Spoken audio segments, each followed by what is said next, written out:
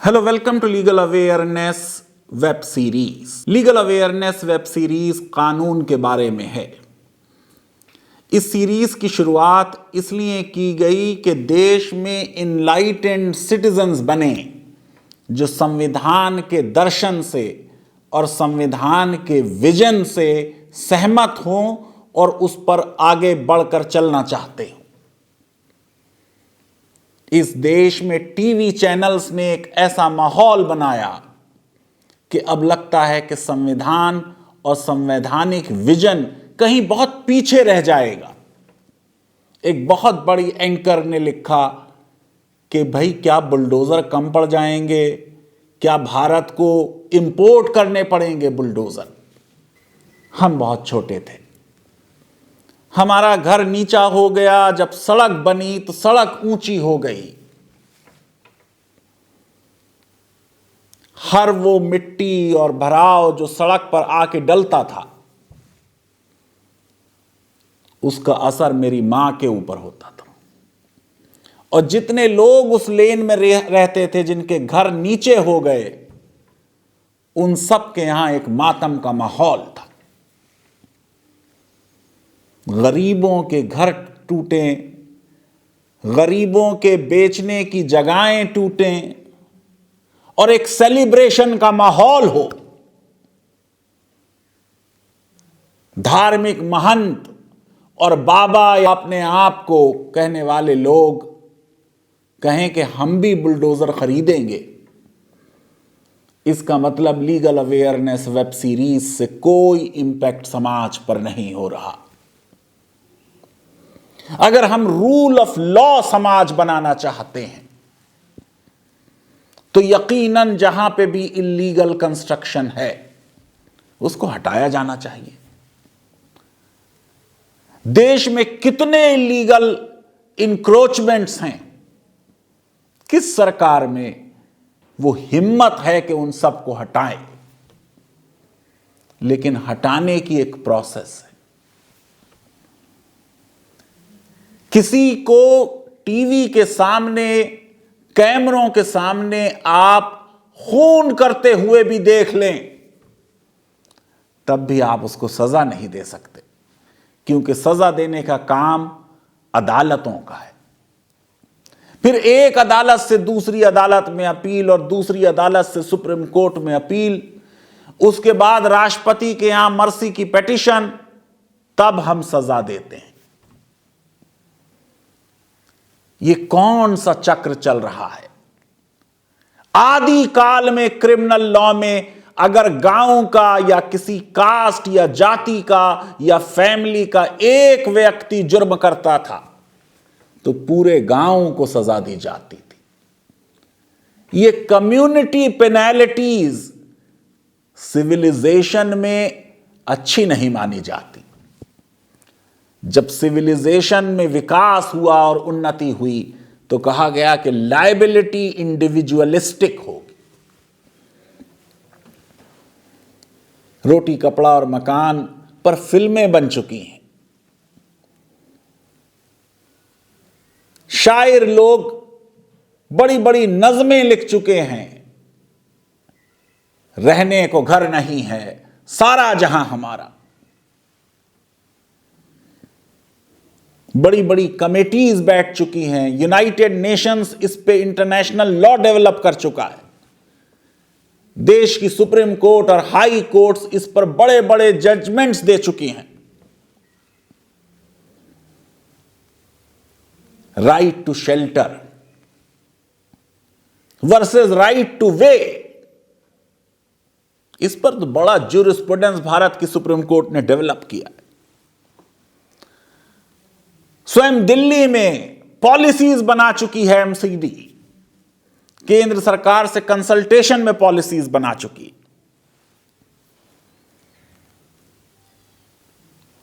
यकीनन municipal corporations को illegal constructions को हटाने का अधिकार है, लेकिन उस अधिकार की कोई प्रोसेस है। रूल 12 है एमपी भूमि विकास रूल्स 1984 का। कहता है 10 दिन का नोटिस दिया जाए कि या तो जो कानून की शर्तें हैं उनको कंप्लाई किया जाए, वरना तैयार हो जाएं कि आपके इस इलीगल कंस्ट्रक्शन को डिमोलिश किया जाएगा। रूल 343 है दिल्ली म्युनिसिपल कॉरपोरेशन एक्ट 1957 का। 5 से 15 डेज के नोटिस की बात कर रहा है। कमिश्नर नोटिस देगा। जहांगीरपुरी में कुछ मामला घरों से हटकर, झुग्गियों से हटकर, मस्जिदों से हटकर वेंडर्स का है। रेड़ी लगाने वाले, रोज कुआं खोदकर अपनी रोजी कमाने वाले वो गरीब। क्या कहता है कानून उनके बारे में? क्या उनको भी कोई प्रोटेक्शन है जो झुग्गी वालों को होगा? वेंडर्स के बारे में यकीनन यह बात सही है कि उन्हें बिना नोटिस के हटाया जा सकता है। सेक्शन 322 है 1957 के एक्ट का, जो कह रहा है कि अगर कोई पब्लिक स्ट्रीट पर इलीगल तरीके से कोई चीज बेच रहा है, कोई उसने ठेला लगा रखा है, कोई रेड़ी लगा रखी है, तो उसको हटाया जा सकता है। लेकिन 1989 में गेंदा राम वर्सेस एमसीडी दिल्ली के केस में सुप्रीम कोर्ट ने कहा सड़कों और बाजारों में राइट टू हॉक है। पब्लिक वे पर लोगों को बेचने का मौलिक अधिकार है। Hawkers rights, vendors right. Supreme court ने उसे अनुच्छेद 19 क्लॉज 1 सब क्लॉज जी का हिस्सा माना। आर्टिकल 19 के राइट्स के बारे में रीजनेबल रेस्ट्रिक्शंस लगाई जा सकती। कोर्ट ने कहा आप इस पर कोई पॉलिसी बनाइए, कोई कानून बनाइए। यूपीए की सरकार में एक राइट्स रिजीम का मामला था। कई राइट्स क्रिएट किए गए, कई लॉज ऐसे बने, आरटीआई बनी, नरेगा बना। इसी तरह का 2014 में मनमोहन सिंह सरकार ने street vendors protection of livelihood and regulation of street vendors act पास किया। कहा राज्य सरकारों को अधिकार होगा कि स्कीम बनाएं। इस कानून के तहत 2019 में दिल्ली में स्कीम बनाई गई। क्या है यह स्कीम? पहले 30 दिन का नोटिस दिया जाए, फिर 15 दिन का और नोटिस दिया जाए, फिर 3 दिन का और नोटिस दिया जाए, उससे पहले ओरल हियरिंग हो। क्या यह सब जहांगीरपुरी में हुआ? अगर हुआ तो इस डिमोलिशन के बारे में यह कहना कि यह इलीगल है, अनऑथोराइज्ड है, आर्बिट्रेरी है, गलत होगा। और अगर यह प्रोसेस जो 2019 के रूल्स में 2014 के स्ट्रीट वेंडर्स एक्ट ने प्रोवाइड की है, यह सब नहीं हुआ, तो फिर तो बड़ी नाइंसाफी हुई, फिर तो रूल ऑफ लॉ का वायलेशन हुआ। कोई आज की समस्या नहीं। 2001 की सेंसस में वो सिटीज जिनकी 50,000 से ज्यादा पॉपुलेशन थी, उनमें स्लम्स में रहने वाले लोग 42.6 मिलियन थे। ये कोई छोटा मोटा नंबर नहीं है, और ये नंबर बढ़ रहा है। अर्बन पॉवर्टी बढ़ रही है। 2009 की रिपोर्ट है इंडिया अर्बन पॉवर्टी। 41% लोग जो भारत के शहरों में 2030 तक रहेंगे वो स्लम्स में रह रहे होंगे। 2009 में 286 मिलियन लोग थे। 2030 तक यह नंबर 575 मिलियन हो जाएगा। उस वक्त कहा था कि 25% लोग पॉवर्टी में हैं। आज तो फैक्ट्स एंड फिगर सामने आ गए कि 70 साल की सबसे ज्यादा पॉवर्टी के मामलात में और अनएम्प्लॉयमेंट के मामलात की तरफ हम बढ़ रहे हैं। अगर इतनी गरीबी बढ़ी है, कोविड की वजह से हालात खराब हुए हैं, ऐसे समय में वो लोग जो रेड़ी लगाएं, जो ठेला लगाएं, जो केले बेच लें, जो कुछ अंगूठियां बेच लें, उनके साथ बर्बरियत किसी सिविलाइज सिस्टम को शोभा नहीं देती। 1991 में दिल्ली गवर्नमेंट ने पॉलिसी बनाई रिसेटलमेंट की। कहा गया कि साहब सर्वे होगा, लोगों को आइडेंटिफाई किया जाएगा जो इस तरह के स्लम्स में और झुग्गीज में रह रहे हैं। कट ऑफ डेट तय हुई जनवरी 31, 1990।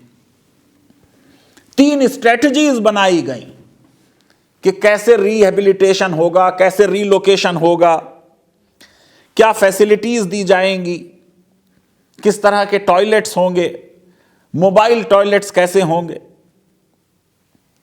फिर उस पॉलिसी का 2000 में रिवीजन हुआ। दिल्ली गवर्नमेंट और सेंट्रल गवर्नमेंट ने मिलके रिहेबिलिटेशन की नई पॉलिसी बनाई। अब कट ऑफ डेट फिर बदली, 1998 कर दी गई, 31 जनवरी 1998। उसमें कुछ कुछ केसेस हुए। वजीरपुर बर्तन निर्माणता संघ versus union of India. Supreme court ने इस पॉलिसी को, जिसको हाई कोर्ट ने स्ट्राइक डाउन किया था, स्टे कर दिया। यानी यह पॉलिसी चलती रही। कहा गया कि स्लम्स को रिलोकेट किया जाए अगर कोई प्रोजेक्ट बन रहा है, लेकिन पॉलिसी में लिखा है लार्ज स्केल इविक्शन नहीं होगा, लार्ज स्केल पर लोगों को नहीं हटाया जाएगा। कहा गया कि 10,000 झुग्गियां 2001 तक उनको सेटल किया जाए। मास्टर प्लान ऑफ डेवलपमेंट बन गया, उसके कुछ उसूल बता दिए गए। कहा गया कि डिमोलिशन होगा तो रीलोकेशन किया जाएगा। अर्बन पुअर्स का जो राइट टू शेल्टर है उसको प्रोटेक्ट किया जाएगा। क्या है यूनाइटेड नेशंस का लॉ इस पर? क्या है राइट टू शेल्टर का concept? Universal declaration of human rights 1948 में बन रहा। Article 25 clause 1, everyone has right to a standard of living adequate for the health and well-being of himself and his family, including food, clothing, housing, and medical care and necessary social services. सिर्फ भारत के कानून की बात नहीं हो रही। International कॉवेनेंट्स हैं जिनके भारत सिग्नेटरी है। जो कुछ भी हम करें वो दुनिया देख रही। बोरिस जॉनसन भी बुलडोजर पर बैठ जाएं, उससे लेजिटिमेसी हासिल नहीं होती। और बोरिस जॉनसन का बुलडोजर पर बैठना इंग्लिश मीडिया और इंग्लिश अपोजिशन उसका जवाब देगा। Article 11 international covenant on civil and political rights, उसने भी राइट टू हाउसिंग की बात करी। 1987 आते आते यूएन ने international year of shelter for the homeless मनाया। 20th मई 1997 को जनरल कमेंट आ गया UN commission on economic, social and cultural rights का, उसमें भी कमेटी ने कहा कि सारे लोगों को एक डिग्री ऑफ सिक्योरिटी और टेन्योर गारंटी होना चाहिए against force eviction, harassment and other threats. ये रोज डिमोलिशन का डर, ये रोज बुलडोजर का हैरेसमेंट, अब सरकारों के अलावा धार्मिक नेता भी दे रहे हैं, पॉलिटिकल लीडर्स भी दे रहे हैं। यूपी के चुनावों में तो इलेक्शन की रैलीज में भी बुलडोजर्स नजर आए। यूनाइटेड नेशंस कह रहा है forced evictions are prima facie incompatible with the requirement of covenant. UN committee की भारत पर क्या टिप्पणी थी 2008 की, यह कहानी कोई आज की नहीं है। आज की किसी सरकार को, आज की एमसीडी को ब्लेम देने से काम नहीं चलेगा। जस्टिस का एक आइडिया है कि उसको समझने के लिए आप इनजस्टिस को समझें। अगर हमारे दिमाग से इंपैथी और सिंपैथी निकलती जा रही है, दूसरे की बर्बादी में हमें खुशियां हो रही हैं, तो फिर तो पूरे देश को साइकेट्रिक ट्रीटमेंट की आवश्यकता होगी। हिंदू धर्म, भारतीय सभ्यता तो दूसरे के दर्द को अपना दर्द समझने वाली है। आप न्याय करना चाहें या ना करना चाहें, यह तो अलग प्रश्न है। कहां अन्याय हुआ यह आपकी समझ में आता है या नहीं आता। यह बेसिक ह्यूमन ट्रेट है कि इंसान दूसरे पे अन्याय देखते हुए तकलीफ महसूस करता है। अगर वो तकलीफ की फीलिंग हम में से निकल गई तो हमारा क्लेम ह्यूमैनिटी पर कमजोर पड़ गया, हम कुछ और बनते जा रहे हैं। भारत के बारे में यूएन कमेटी ने कहा, the committee is concerned about the lack of national housing policy which particularly addresses the need of the disadvantaged and marginalized individuals and those living in slums। यह भी कहा उन्होंने कि भारत सरकार ने इनफ इंफॉर्मेशन नहीं दी। यह भी कहा कि भारत सरकार इमीडिएटली फोर्स इविक्शंस को रोके। यह जहांगीरपुरी का एक कोई मामला नहीं है, ये कई जगह इस तरीके के मामलात होते रहे हैं।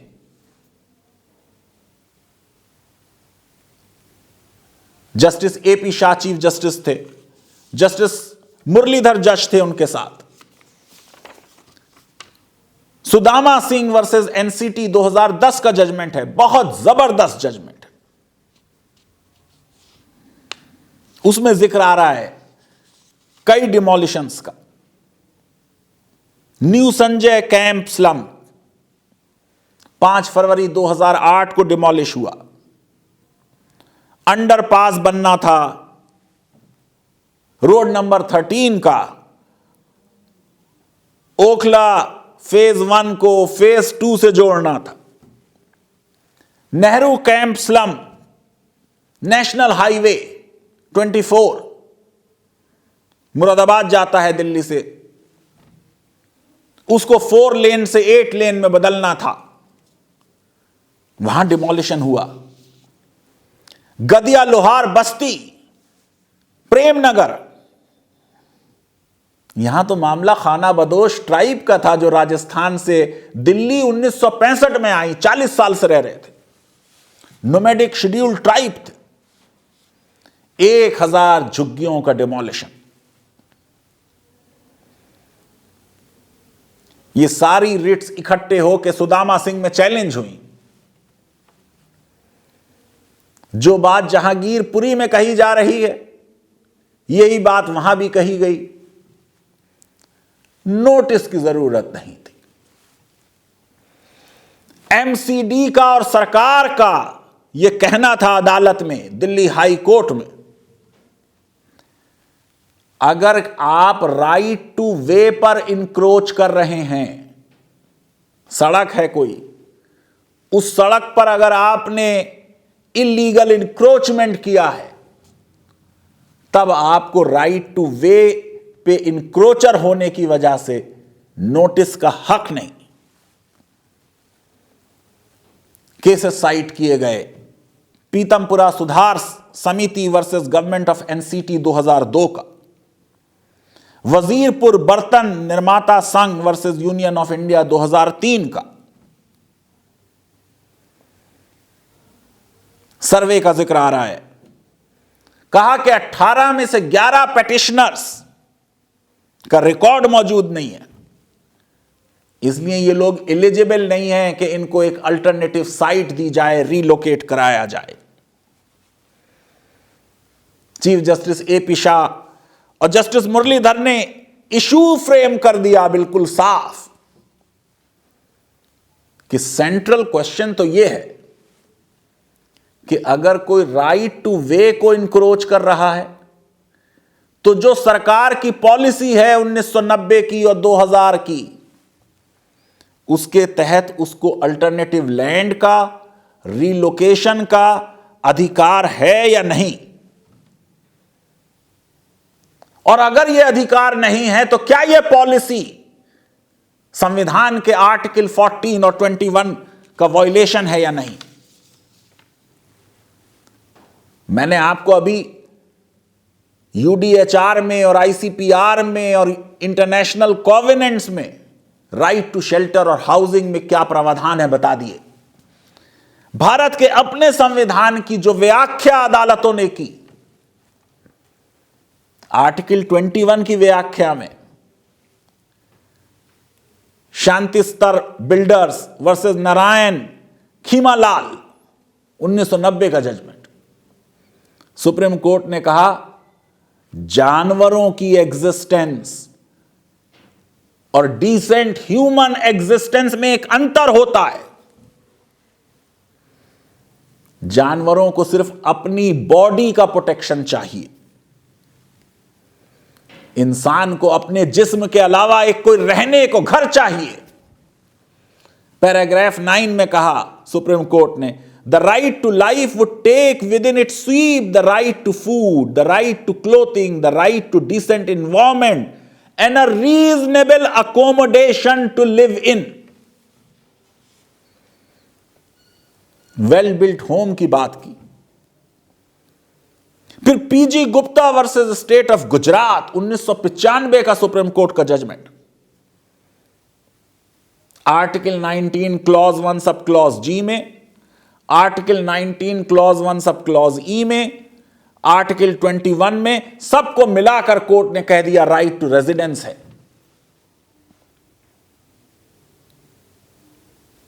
फिर कई और judgments, Ahmedabad municipal corporation versus Gulab Khan, right to shelter को रिकॉग्नाइज किया। मैं ये समझता हूं कि जब दिल्ली के इस केस के सुदामा सिंह के केस में फैक्ट्स पर गए और पॉलिसी को देखा, तो जस्टिस एपी शाह और जस्टिस मुरलीधर ने कह दिया पैराग्राफ 50 में, in our view the stand of respondents यानी MCD that the alternative land is not required to be allotted to the inhabitants of such land which comes under right to way is completely contrary to state's policy. Court ने note किया कोई exclusion नहीं है, हर case में आपको alternative land देना पड़ेगा। Paragraph 57 में कहा झुग्गी dwellers are not to be treated as secondary citizens। जिस तरह से जहांगीरपुरी में हमने ट्रीट किया, लगा तो ऐसा ही कि शायद सेकेंडरी सिटीजन्स बनाया कर ट्रीट किया जा रहा था। कोर्ट ने कहा relocation has to be meaningful. अरे भैया दिल्ली हाई कोर्ट का जजमेंट है, एमसीडी पर बाइंडिंग है, एमसीडी पार्टी रहे इसमें। पैराग्राफ 58 में जाइए। It is not uncommon to find a jhuggi dweller with the bulldozer at the door step. ये देखिए वो सेंसिटिविटी है जजेस की, वो इंपैथी है जिसको मैंने कहा कि एक इंसान की खूबी ये है, वो नजर आ रही है जजमेंट्स में। कहा कि ये आम बात है, अक्सर ऐसा होता है कि झुग्गी ड्वेलर के दरवाजे पर एक बुलडोजर खड़ा होता है और वो झुग्गी ड्वेलर अपनी छोटी मोटी बिलोंगिंग्स को और उन कागजात को जिनसे वो साबित कर सकता है कि वो वहां कब से रह रहा है, उनको बटोरता होता है और वहां जल्दी मचाई जाती है। और एक बार वो जब कागजात जाया हो जाते हैं तो उसके पास कोई प्रूफ करने के लिए अपना क्लेम नहीं बचता। एनआरसी असम में यह हो चुका है, बार बार फ्लड और सैलाब आते हैं, लोगों के डॉक्यूमेंट्स बह जाते हैं, लोगों के घर बह जाते हैं और फिर हम उनसे सबूत मांगते हैं नागरिकता का। मैं ये समझता हूं कि जो सेंसिटिविटी जस्टिस मुरलीधर और जस्टिस एपी शाह ने दिखाई, वही सेंसिटिविटी सुप्रीम कोर्ट के चीफ जस्टिस एनवी रमन्ना ने दिखाई, फौरन इस पर स्टे लगाया। उसके बाद गुस्से का इजहार किया सुप्रीम कोर्ट ने जब सुप्रीम कोर्ट की डायरेक्टिव के बावजूद यह कह दिया गया कि हमें नहीं मिला ऑर्डर। एक कॉमेडियन की रिलीज के बारे में भी एमपी में जेल ने कह दिया हमें ऑर्डर नहीं मिला, जस्टिस नारीमान को इंटरवीन करना पड़ा था। पूरे देश को मालूम था, लेकिन अथॉरिटीज को ऑर्डर नहीं मिला। कोर्ट को चंद घंटों के अंदर दोबारा इस मैटर में secretary general of supreme court को ऑर्डर देना पड़ा कि भाई फोन करके बताओ ये ऑर्डर है। 15 दिन का स्टे हो गया, बहस होगी। मुझे उस बहस से कोई सरोकार नहीं। मुझे सरोकार है कि आप उस पॉलिसी को देखिए जिसमें पहला रिक्वायरमेंट नोटिस का है और फिर विजन है रिलोकेशन का। पैराग्राफ 61 में सुदामा सिंह में दिल्ली हाई कोर्ट ने कहा, it can not be expected that human being in a jhuggi will simply vanish from their homes and are uprooted and their names are effaced from the government records। ये जिनके घर और जिनकी दुकानें और जिनके ठेले और जिनकी छोटी सी शॉप्स ये हटा दी गई, ये कहीं वैनिश नहीं कर जाएंगे। दे आर सिटीजन्स, ये नागरिक हैं। और कैसे नागरिक हैं? जो पूरे सिटी को हेल्प करते हैं कि उनको एक डिसेंट लाइफ मिल जाए। क्या हमारी इतनी ड्यूटी नहीं बनती कि हम कम से कम उनके बेसिक राइट को कि भाई अगर आप इलीगल जगह पे कहीं रह रहे हो तो इसे हटा लो, ये आपको नोटिस। पैराग्राफ 62 में दिल्ली हाई कोर्ट ने कहा, एमसीडी का यह कहना कि यह रिलोकेशन के लिए एंटाइटल नहीं है क्योंकि यह राइट टू वे पे इंक्रोचर्स थे, यह इलीगल है, अनकॉन्स्टिट्यूशनल है और 4 महीने के अंदर अंदर अल्टरनेटिव साइट दी जाए और सिविक एमिनिटीज का इंतजाम किया जाए।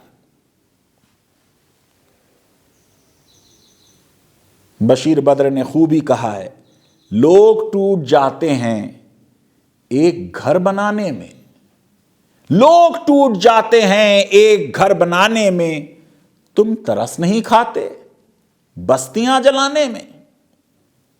फाख्ता की मजबूरी ये भी कह नहीं सकती कौन सांप रखता है उसके आशियाने में। लीगल अवेयरनेस वेब सीरीज अगर आपको पसंद आती है तो मेरी रिक्वेस्ट है कि हमारे इस वीडियो को वाइडली शेयर करें, हमारे चैनल को सब्सक्राइब करें और बेल आइकन और लाइक जरूर क्लिक करें और संविधान के विजन की तरफ आएं। अन्याय को देखकर तकलीफ हो, दूसरे को पेन में देखकर तकलीफ हो, उसका मजाक ना उड़ाया जाए, उसको सेलिब्रेट ना किया जाए। बहुत बहुत धन्यवाद, शुक्रिया, थैंक यू वेरी मच।